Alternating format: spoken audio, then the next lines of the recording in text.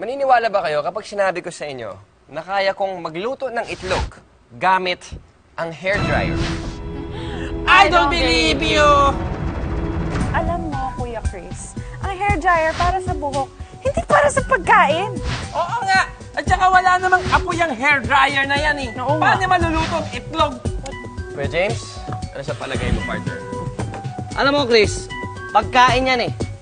Dahil I believe you, pag naluto yung itlog, sa akin mo na lang ibigay dahil ang dami ko ng gutom. Ganito na. Mapakita ko na sa inyo. Mga I-believers, ito na ang ating hairdryer experiment. Okay! Yes! Okay? Yes! Okay. Ang mga kailangan natin, 2 hairdryer, 2 egg o itlog, 2 metal pan, 1 bowl, 1 fork, salt and pepper. Kuya Chris, Yes. Ate bakit Kai. 2 itlog natin? Very good question. Siyempre, gutom si Kuya James eh. Kailangan 2. At para masaya, gawin natin isa scrambled egg. Yung isa, yung gusto mo, sunny side up? Scrambled side up. kami!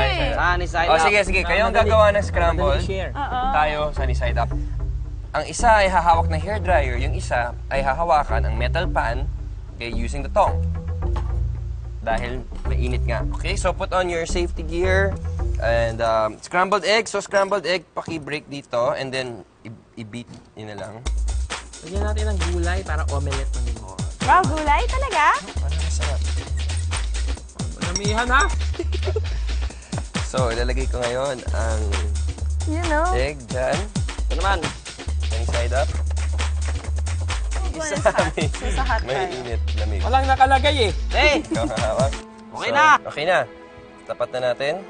On ko na ngayon ang aking dryer. So, mga 5 minutes po ito, mga I-believers. Nice!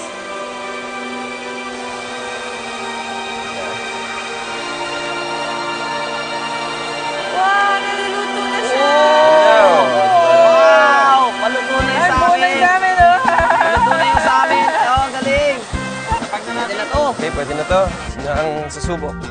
Oh, yun, no? Medyo... Yun, no? Ay, grabe, runny, malasado. sarap. Ito yung gusto ko, malasado. Sarap sa kanin niya, no? Runny.